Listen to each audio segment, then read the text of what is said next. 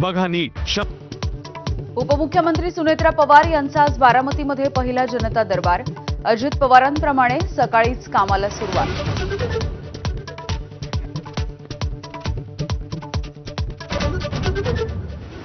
विलिनीकरणानंतर दोन्ही राष्ट्रवादींचं नेतृत्व अजित पवारच करणार होते. शशिकांत शिंदेंचा मोठा दावा, तर शिंदेंचं लिखाण गैर आणि अनाठाई.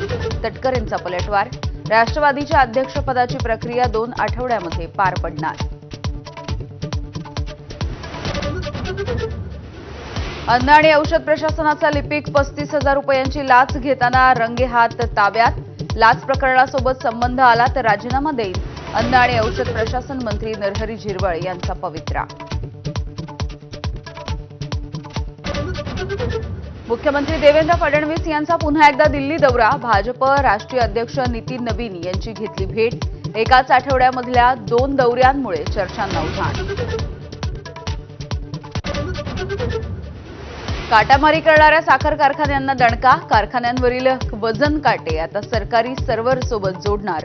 ऊस उत्पादक शेतकऱ्यांना दिलासा.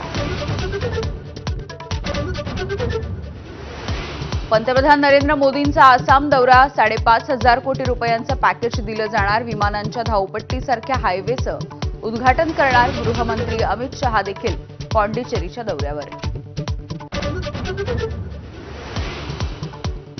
अमेरिकेबरोबरच्या व्यापार करारासंबंधी राहुल गांधी शेतकऱ्यांची दिशाभूल करतायत. वाणिज्य मंत्री पियुष गोयल यांचा आरोप. शेतकरी नेते म्हणून काँग्रेसच्याच नेत्यांना भेटल्याची टीका.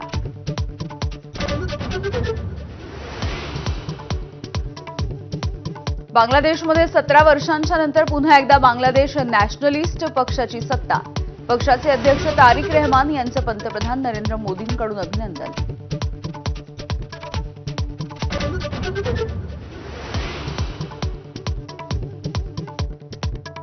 आज प्रेमाचा उत्सव केला जाणारा व्हॅलेंटाईन डे. बाजारपेठांमध्ये गुलाबाचे भाव मात्र स्वस्त. 10 ते 15 रुपयांना गुलाब. पण मुझफ्फरनगरमध्ये प्रेमी जोडप्यांना दणदुके.